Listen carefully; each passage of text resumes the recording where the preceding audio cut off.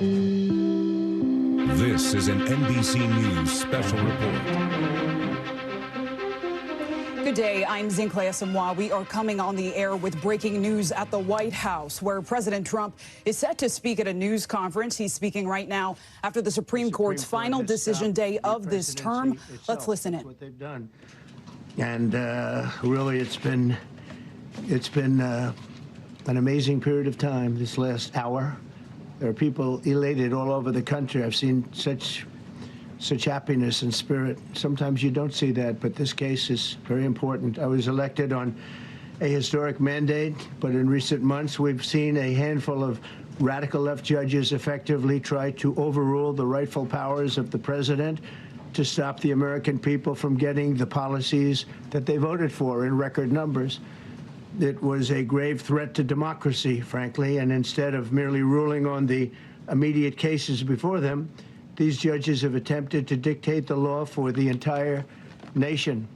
In practice, this meant that if any one of the nearly 700 federal judges disagreed with the policy of a duly elected president of the United States, he or she could block that policy from going into effect or at least delay it for many years, tie it up in the court system. This was a colossal abuse of power which never occurred in American history prior to recent decades, and we've been hit with more nationwide injunctions than were issued in the entire 20th century together. Think of it, more than the entire 20th century, me. I'm grateful to the Supreme Court for stepping in and solving this very, very big and complex problem, and they've made it very simple. I want to thank Justice Barrett, who wrote the opinion brilliantly, as well as Chief Justice Roberts, and Justices Alito, Gorsuch, Kavanaugh, and Thomas. Great people. Thanks for this decision, and thanks to this decision, we can now promptly file to proceed with numerous policies that have been wrongly enjoined on a nationwide basis. And some of the cases we're talking about would be ending birthright citizenship, which now comes to the fore. That was meant for the babies of slaves. It wasn't meant for people trying to scam the system and come into the country on a vacation. This was, in fact, it was the same date, the exact same date, the end of the Civil War. It was meant for the babies of slaves, and it's so clean and so obvious. But this lets us go there and finally win that case, because hundreds of thousands of people are pouring into our country under birthright citizenship, and it wasn't meant for that reason. It was meant for the babies of slaves. So thanks to this decision, we can now promptly file to proceed with these numerous policies and those that have been wrongly enjoined on a nationwide basis, including birthright citizenship, ending sanctuary city funding, suspending refugee resettlement, freezing unnecessary funding, stopping federal taxpayers from paying for transgender surgeries, and numerous other priorities of the American people. We have so many of them. I have a whole list. I'm not going to bore you, and I'm going to have Pam get up and say a few words, but there's really, she can talk as long as she wants, because this is a very important decision. This is a decision that covers a tremendous amount of territory. But I want to just thank, again, the Supreme Court for this ruling. It's a giant. It's a giant. And they should be very proud, and our country should be very proud of the Supreme Court today. And with that, I'd like you to listen to the words of Pam Bondi. She's an incredible Attorney General. We're very proud of her. And as you know, Todd Blanche is with us, and we have so many others that worked on this case and other cases. And I think they're doing a great job. Pam, please say a few words. Thank you, President Trump. Thank you for fighting for all Americans. Americans are finally getting what they voted for. No longer will we have rogue judges striking down President Trump's policies across the entire nation. No longer. Today, in the 6-3 opinion, Justice Barrett correctly holds that the district court lacks authority to enter nationwide or universal injunctions. These lawless injunctions gave relief to everyone in the world instead of the parties before the court. As the Supreme Court held today, they turned district courts into the imperial judiciary. Active liberal justices Judges have used these injunctions to block virtually all of President Trump's policies. To put this in perspective, there are 94 federal judicial districts. 5 of those districts throughout this country held 35 of the nationwide injunctions. Think about that, 94 districts, and 35 out of the 40 opinions with nationwide injunctions came from 5 liberal districts in this country. No longer. No longer. These injunctions have blocked our policies from tariffs to military readiness to immigration to foreign affairs, fraud, abuse, and many other issues. The judges have tried to seize the executive branch's power, and they cannot do that. No longer. No longer. And on immigration, on a side note, today marks 2,711 arrests on these terrorists and these gangs. Total arrest today with HSI investigations. And thank you, Stephen Miller. Thank you to Homeland Security. Thank you to everyone working hand in hand with the FBI on all of these transnational gangs. TDA has been a huge terror to our country, as well as MS-13, as well as Sinaloa cartels. No longer. No longer. These injunctions have allowed district court judges to be emperors. They vetoed all of President Trump's power, and they cannot do that. This has been a bipartisan problem that has lasted 5 presidential terms, 5 different presidents, and it has ended today. We will continue to fight for President Trump's policies. I want to thank the Office of White House Counsel, Dave Warrington. You and your staff have been incredible.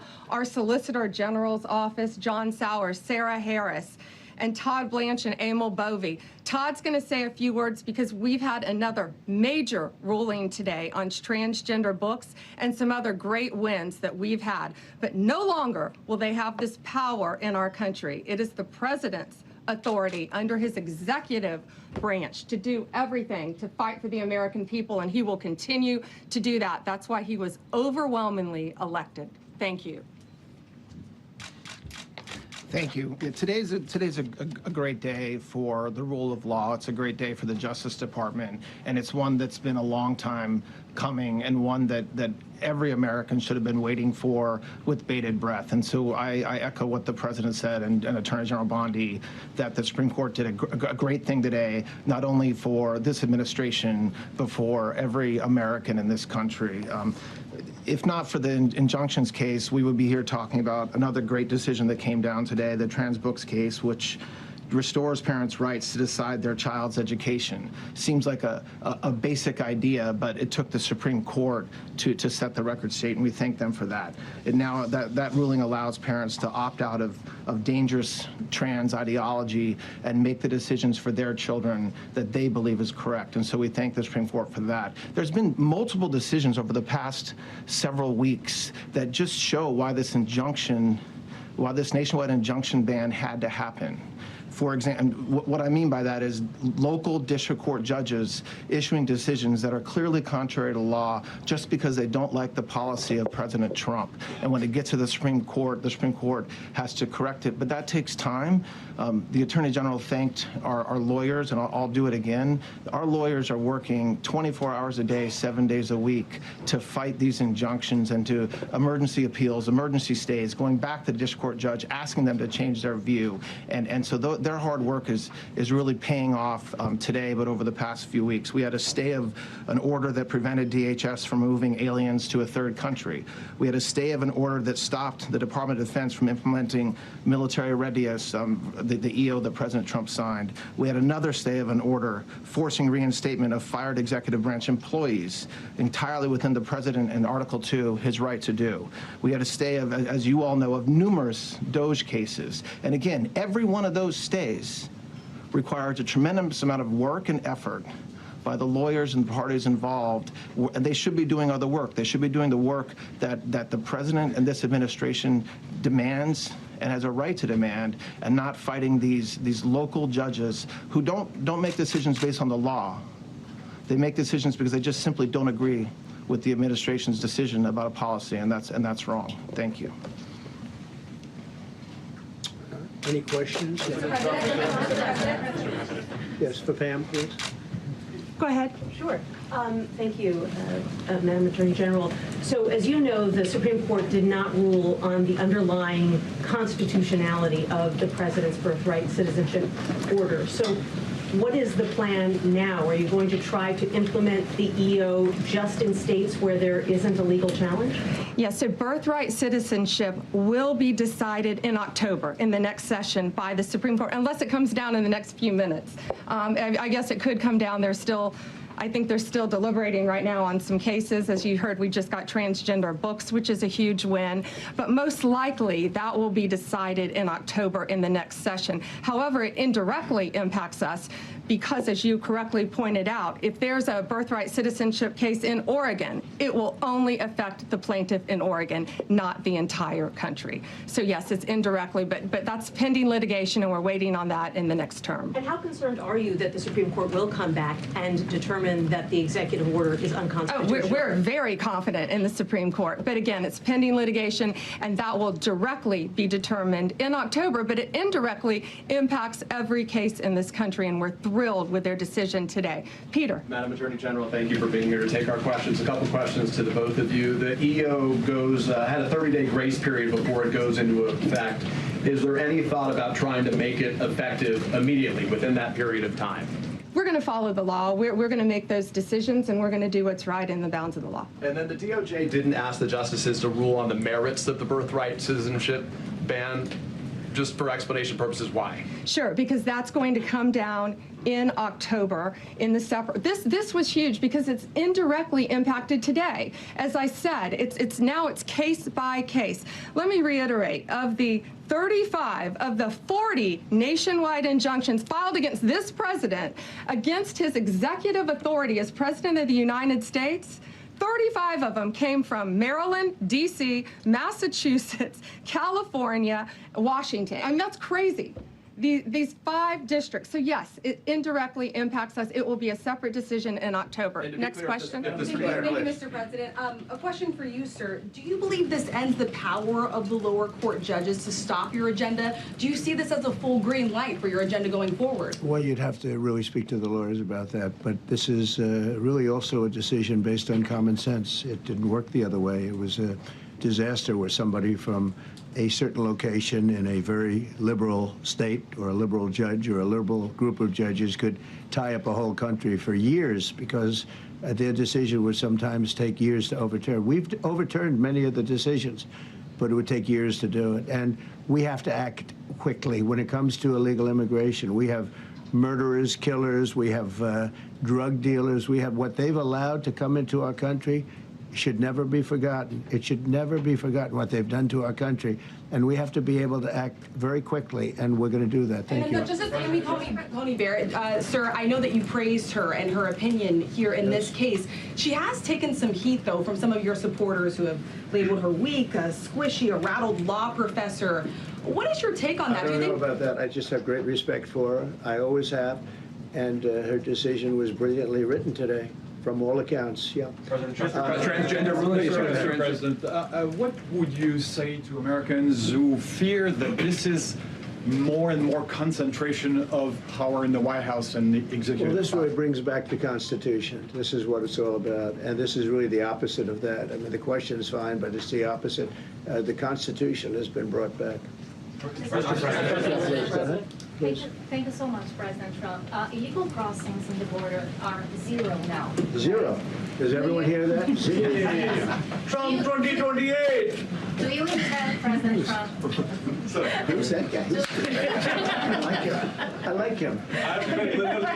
He's working the cameras. With this new reality, President Trump, in the border, do you intend to engage personally with leaders from South America, not only Central America, Sure. in order to tackle this situation in a regional way, and if you have a prospection of meeting some presidents from South America, as Brazil, for example? Well, you see, as an example, not South America, but NATO over the weekend. Yeah. They have great respect for our country now. They did things that nobody thought was possible. They took funding from 2% to 5%. Nobody thought they'd ever pay the 2%, and now they're paying the 5%. It's over $1 trillion more a year. Think of that, $1 trillion. Nobody thought that could happen. That's a different group of people, different countries. But we get along with a lot of countries. We are respected again. Our country, the U.S., is respected again. Was not respected 6 months ago, I can tell you. Can we ask about the big beautiful? Yeah, go ahead, please. Yeah, Mr. President, you have a deadline coming up on trade in 2 weeks. Which countries, if On what? any, on trade, on tariffs, Yeah. sir? Which countries, if any, are close to agreements with the administration? Well, that's an interesting question. We've made a deal with China. We've made a deal with probably 4 or 5 different countries. With the UK, it was a great deal for both. And we're in the process of making some others. But ultimately, in fact, Scott is here, and Howard Lutnick, these 2 guys have been doing an incredible job, and the people that work with them have been doing an incredible job. But, you know, we have 200 countries, you could say 200 countries plus. We can't do that. So at a certain point over the next week and a half or so, or maybe before, we're going to send out a letter. We talked to many of the countries, and we're just going to tell them what they have to pay to do business in the United States. And it's going to go very quickly. But some of the bigger countries, so India, I think we're going to reach a deal where we have the right to go in and trade. Right now, it's restricted. You can't walk in there. You can't even think about it. We're looking to get a full trade barrier dropping, which is unthinkable. And I'm not sure that that's going to happen. But as of this moment, we've agreed to that, go into Indian trade. We're going to be trading in China. That's going to come a little bit down the road, but we're going to be trading in China. We have a lot of great things going, and we're getting along with countries, but some will be disappointed because they're going to have to pay tariffs. And we've taken in already hundreds of billions of dollars in tariffs. No inflation. The only problem we have is we have a Fed guy that doesn't understand what's happening, and it would be great if he'd lower the rate because we'd be able to borrow a lot cheaper. Yeah, go ahead, please. Why don't we keep it on this subject? This is such a big subject. You know what? Trade is so big, but this, I don't know, in a certain way, this might be bigger than trade. I think this is bigger than trade. Yes, please, go ahead. I was wondering, though, if you could... Go ahead. Sir, on the transgender ruling, the Supreme Court ruling that parents with religious objections can pull their kids out of public school lessons that use LGBTQ materials. Pam brought it up. Your reaction to that ruling today, sir? I think the ruling was a great ruling, and I think it's a great ruling for parents. It's really a ruling for parents. They lost control of the schools. They lost control of their child. And this is a tremendous victory for parents. And I'm not surprised by it, but I am surprised that it went this far. It took us to bring life back to normal. So it's wonderful. It's parental. And I kept saying, we will give you back your parental rights. They were taken away, and this is a tremendous victory for parents. Yeah. Mr. President, if you look at the back at the last week, it's been extraordinary in terms of the action in the Middle East. You were at The Hague. I'm wondering now, hell of a week, hasn't it? I'm wondering now if you believe that Iran. I'm wondering now, sir, if you believe that Iran has given up its long history of ambitions with nuclear weapons, or what you would like to see from them to prove that they do, and what type of meetings is your administration looking for next week with Iran? So Iran wants to meet. As you know, their sites were obliterated. They're very evil nuclear sites. They were, now has been proven. We had some fake news for a little while. The same people that covered the Hunter Biden laptop was from Russia. The same people that did 3 or 4 other Russia hoax. But on their ambition. No, wait, just listen. They came up with something that delayed the credit that our great pilots and these great what talent that was, and they hit it right down in the spot. 52,000 feet. Think of this dark, no moon, you couldn't see a thing, and they hit the refrigerator door, as they say. That's the size of a target, and overwhelmingly, and it's amazing what was done. We're the only ones that could have done it, and we took out the 2 of the other sites also. In addition to that, we finished them off. That was a very evil intention. I believe that, and again, time will tell, but I don't believe that they're going to go back into nuclear anytime soon. They spent over $1 trillion on nuclear, and they never got it together. And nothing was moved from the site, by the way. To do that is very dangerous. It's very, very heavy material. Those cars were most likely the cars of masons because they were pouring concrete at the top, at the hatch, as you know, the hatch going into the nuclear site. They wanted to reinforce it, and they had some masons there pouring concrete. By the way, that concrete was obliterated. It hit exactly at the concrete. It was, I don't think it had a chance to dry. but everything's down there. It's under millions of tons of rock. Please. Yes. Your administration has said that El Salvador is one of the safest countries in the hemisphere. So why haven't you yet canceled temporary protective status for that country? Was it part of the deal? Well, we'll take a look. We've had a great relationship with El Salvador. They have a fantastic leader. They built a massive prison system. And I don't know exactly why, but it's a hell of a system. And we bring people there, and when they go there, they don't get out. And frankly, when they hear they have to go there, they become very nice people. They become very nice people. It's a tough system, but it's a brilliant system, and it's a system done by a very, very good leader. We'll talk about El Salvador. A lot of respect. Yeah, please. Thank you. A question for you, and then a question for the Attorney General.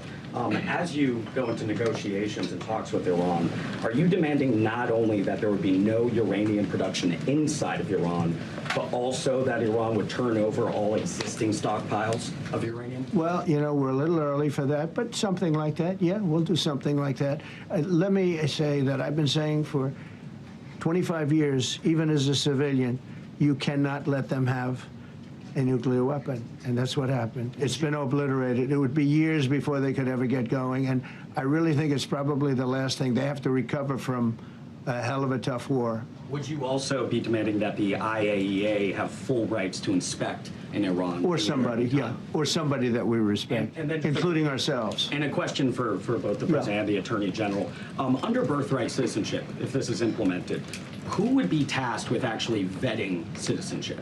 And how, like, would this be a situation where you have nurses and doctors checking for citizenship of parents, or? This is all pending litigation. It's going to be decided in October by the Supreme Court, and we'll discuss that after the litigation. If you have an undocumented baby, would that baby then be an enforcement priority? The violent criminals in our country are the priority now. Let me put it in perspective. Today marked the 2,711th arrest in our country of TDA members, just TDA. Everyone in this room agrees they are one of the most violent criminal organizations in the world. And the Biden administration let them walk into our country for the last 4 years. 2,711 of them today have been arrested in our country. That is the priority of Donald Trump. That is the priority of this country, of Homeland Security, of all of our lawyers, of FBI. That's the priority. That will be discussed in October when the Supreme Court hopefully rules in our favor, and we're very confident of that. But you should all feel safer now that President Trump can deport all of these gangs, and not one district court judge can think they're an emperor over this administration and his executive powers, and why the people of the United States elected him. I just might add one thing, and you know, they used birthright citizenship, some of the worst people, some of the cartels, to get people into our country, just so you know. And again, I say, if you look at the end of the Civil War, the 1800s, it was a very turbulent time. If you take the end day, was it 1869 or whatever, but you take that exact day, that's when the case was filed. And the case ended shortly thereafter. This had to do with the babies of slaves, very, very obviously. And I think we're going to win. People didn't, I don't think they went about discussing it right. I came along and we looked and we said, wait a minute, this is wrong. We've been looking at birthright citizenship wrong for years, but they've used it. The cartels have used birthright citizenship to get very bad people in, and what Pam's doing and what Todd and everybody else, what they're doing at DOJ and all over, FBI, ICE, Border Patrol, these are incredible people. They're trying to keep our country safe, and they don't want to have people come in. This is just another way that they get illegal immigrants into our country, and in some cases, very, very bad ones. Go ahead. Thank you, Mr. President. On your tax bill, if I could for a moment, senators are racing to rewrite parts of it right now after the Senate parliamentarian ruled that sections of it were outside of the process that they're using to get this through. Do you think that senators should respect the decisions of the parliamentarian? And what have you personally done in the last 48 hours to try and get Republican senators who are against the bill to a yes? Well, look, it's a great bill. It's a massive tax cut. If it's not approved, your taxes will go up by 68%. Think of that, 68, a record, the highest in the history. The Democrats won't approve it only because politically it's so good for the Republicans. The Democrats aren't approving it. But think of what they're not approving. They're not approving border security. We've done a great job at the border, but we have to add some wall. We have to do, various things. We have no money for that. We have no money for the border. We have no money for so many things. But if the Democrats, it'd be interesting to see if we get any Democrat votes. We should. If I were a Democrat, I would absolutely, maybe Fetterman, because he seems to be the most sensible one lately. If I were a Democrat, I would vote for this bill all day long because it's tax cuts and so many other things that are common sense. They're basic things. I think they're doing fine. The parliamentarian's been a little difficult. And I would say that I disagree with the parliamentarian on some things, and on other ways he's been fine. But we'll have to see. It's a big issue. I will tell you this: if that bill doesn't pass, the country will get a 68% tax increase. So think of this: you're a Democrat and you vote against it. That means you're voting in favor, because essentially you're voting in favor of the largest tax hike in the history of our country. And you can't do that. In addition, we're cutting costs by $1.7 trillion, and it won't affect anybody. It's just fraud, waste, and abuse. Mr. President, a leading global economist just did a 180 and says your tariff plan, you may have outsmarted everybody with it. What is your message? I love this. I love this question. This is the favorite. This is the best question I've ever been asked, because I've been going through abuse for years on this. Because, as you know, we're taking in hundreds of billions of dollars, no inflation whatsoever. But, Mr. President, what is your message to critics who think your tariff plan will cause a recession? I think they should go back to business school. It's so obvious. It's so obvious. I mean, we're taking in billions and billions of dollars from China and a lot of other countries. We took in, I had a call from somebody in the House and a high official. Sir, we have a problem. We don't know what to do. The books are a mess. I said, what do you mean by the books? The books, the money coming in. It's so terrible. I figured, oh boy, what's this? I don't like this question. I said, so what seems? There's so much money coming in, and there must be some kind of an accounting mistake, because we have hundreds of billions of dollars more money than we thought. I said, do me a favor, go check call me back. You have to call me back. Check the tariff column. Calls me back 2 hours later, says, you're right. We took in $88 billion in tariffs. They have so much money coming in. But more important than the money coming in, we have companies coming in, factories coming in, auto plants being built. AI is being built here instead of being built all over Europe and Asia. We have all of it. We have over $15 trillion, just about, Scott. I think we're right about that number. We went to Saudi Arabia. We went to Qatar, we went to UAE, very smart people, very smart leaders, great leaders, and we took in $5.1 trillion just there without the tariffs. I mean, they also liked a thing called November 5th, November 6th, and November 7th. That was a very good little period of time. It's called the presidential election. You know, you used to have one-day election. Now you have it go over it. But even if you just took that little period, because all right, you've been listening to President Trump speaking after the Supreme Court issued rulings on several issues. The president honing in on their birthright citizenship decision early this morning. That decision 6-3 along ideological lines, effectively limiting the power of judges in lower courts and impacting whether those judges can block certain policies that impact the entire country. The fate of birthright citizenship, which grants citizenship to any individual born on U.S. soil, still remains unclear. So let's get to our senior legal correspondent, Laura Jarrett. Laura, the posturing of President Trump in this press conference and even online this morning seems to signal what he's calling a big win, a major win. But is that really what the court has done here? There's no question this is a victory for the president, especially given what his Justice Department asked for. And you heard Peter tried to ask him, why didn't you try to get the high court to rule on the merits of the birthright citizenship ban, to effectively say, is this legal, is it not? It was a strategic decision by the Justice Department not to ask for a ruling on the merits in Clay, and instead to say, look, whether it's legal or not, just limit what these lower courts are doing to the individual plaintiffs in front of them, right? Limit it to the states that sued, limit it to the pregnant women that are currently hoping to protect their children as they're pregnant right now, not nationwide. Just limit it to these individual cases.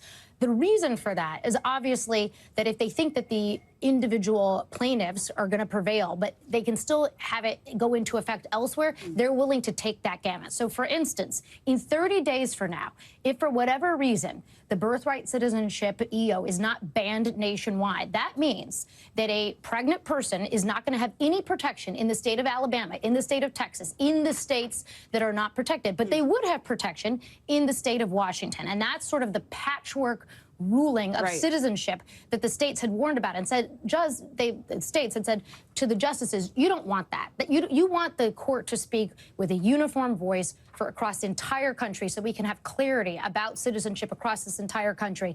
And the justices said, look, the lower courts are going to have to do some work on that right now. It may be that the state of Washington can get a nationwide injunction that covers everyone. It may be that the state of New York gets to have a nationwide injunction. But as of right now, the district courts are not doing enough to explain why that's the case. The district courts are not doing enough to say why everybody should be protected across the country. And until they do that work, this doesn't fly. Right, and so it's essentially been punted back to the lower courts. Also, can you give us a quick fact check? Because in response to Peter Alexander's question about why the DOJ did not directly challenge the merits of birthright citizenship, we heard Attorney General Pam Bondi repeatedly say it would be taken up in October. She did. So she seems to be working under the presumption that at least at some point down the line, the high court is going to have to take up the merits of birthright citizenship. She may be right about that. It's not scheduled for October. The court has not been asked to take it up. Nobody has challenged it. The Justice Department, her Justice Department, has not asked for that. In fact, they asked for the exact opposite. So I think that October date is just perspective. And then briefly, big picture, what does this mean for the future of executive orders? It's going to be much harder to challenge them. They can happen. It's just going to be harder. All right, Laura Jarrett, thank you. You've been watching an NBC News special report. I'm Zinklea Samwa. Our coverage picks up on NBC News Now. Thanks for being with us.